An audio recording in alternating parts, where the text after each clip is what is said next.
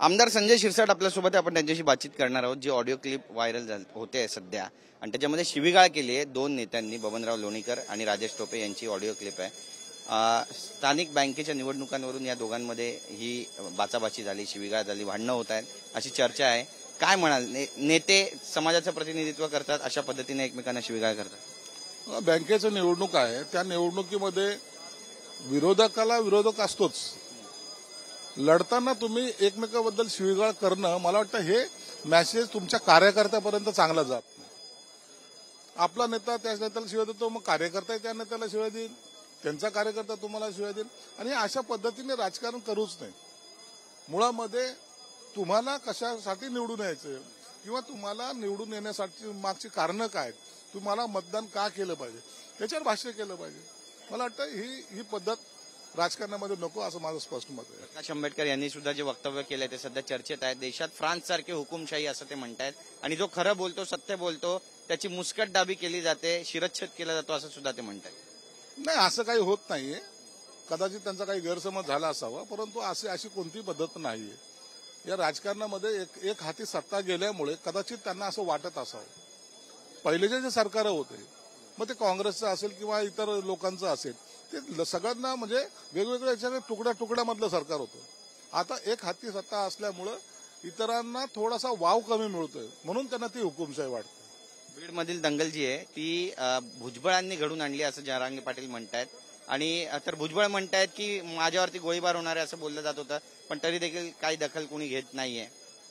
बघा, ही दंगल कोणी घडवली, काय घडवली याचा पोलीस तपास करतायत। आज आपण एकमेकावर आरोप करून काही उपयोग नाही, परंतु दंगल घडली एवढं मात्र निश्चित आहे। आता पोलीस तपासामध्ये जेव्हा निष्पन्न होईल तेव्हा त्यावेळेला खऱ्या अर्थानं आरक्षणाचा विषय बाजूला, पण दंगलखोर जे असतील ते एक वेगळा विषय आहे, म्हणून त्यांच्यावर कारवाई ही होणार आहे।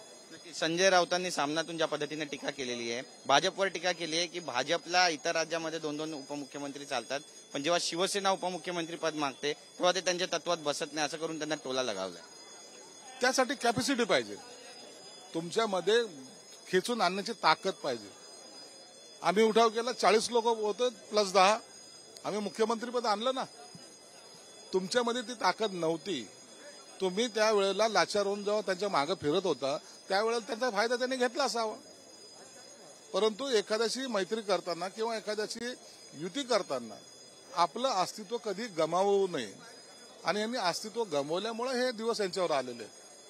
आजही त्यांनी इतर राज्याबद्दलचे जे काही कॉमेंट्स केल्यात, तुम्हाला तो अधिकार पोचत नाही ना। पहिला आपला पक्ष सांभाळा, मग इतरांवर टीका करा। बरं, पण ते आता काँग्रेसवर पण टीका करताना दिसत आहेत। वतनदार सुभेदारांना काँग्रेस हात लावत नाही असं सुद्धा म्हणतायत। ही आगपाकडे असे म्हणावी। एक तुम्हाला सांगतो की ही इंडिया आघाडी हे होणारच नाहीये, ही टिकणार सुद्धा नाही। आता आजच्या घडीला जेव्हा मुंबईमध्ये ते इंडिया आघाडीचे लोक आले, त्या टायमाला यांना थोडासा भाव दिला तर यांना वाटलं की आमच्याशिवाय पान हालत नाही, परंतु ते यांना आघाडीमध्ये सुद्धा घेणार नाहीत असं एकंदरीत चित्र आहे। म्हणून हे माहिती असल्यामुळं आता त्यांच्यावर हे सुद्धा टीका करायला सुरुवात केलेली आहे। काल जे संसदेमध्ये घडलं त्याचे संपूर्ण देशभरात पडसाद उमटतायत। इथे पण आपण पाहतोय विधानसभेमध्येच्या आवारामध्ये, परिसरामध्ये बरीच गर्दी झालेली आहे, सुरक्षेचा मुद्दा उपस्थित केला जातोय, काय म्हणाल? मी कालही सांगितलं की तुम्हाला या विधानसभेच्या या आवारामध्ये तुम्ही आता पाहता 1000 एक लोक असतील, कोण कुठून आलाय, काय करणार आहे हे काही माहित नसतं। म्हणून याच्यासाठी एक वेगळी आचारसंहिता असली पाहिजे। निश्चित सामान्य माणसाची कामं असतात, लोक कामं घेऊन येतात, परंतु दिवसभर या प्रवासामध्ये जे काही रेंगाळतात ना ते कुठेतरी थांबलं पाहिजे। यामुळं कदाचित एखादा दुसरा येऊन काही जर घातपात केला तर याची जबाबदारी कोण घेणार? म्हणून आचारसंहिता ह्या विधानसभा अध्यक्षाच्या प्रिमाइस असल्यामुळं त्यांनी ही आचारसंहिता या ठिकाणी लावली पाहिजे। बोलल्याबद्दल तर संजय शिरसाट यांनी महत्वाचं विधान केलंय। विधानसभेच्या आसपासच्या परिसरामध्ये नागपूर अधिवेशनाच्या सत्रादरम्यान इतरांना पास देण्यापूर्वी विचार करण्यात यावा, आचारसंहिता काय ती सुद्धा पाहावी, कारण गर्दी वाढते आणि ही गर्दी धोक्याची ठरू शकते असा इशारा त्यांनी दिला। कॅमेरा पर्सन खंडूराजसह गिरीश गायकवाड, TV9 मराठी, नागपूर।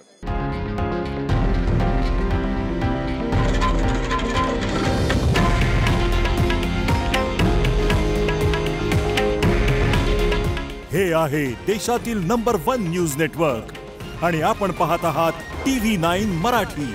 काळजी तुमची, हित महाराष्ट्राचं।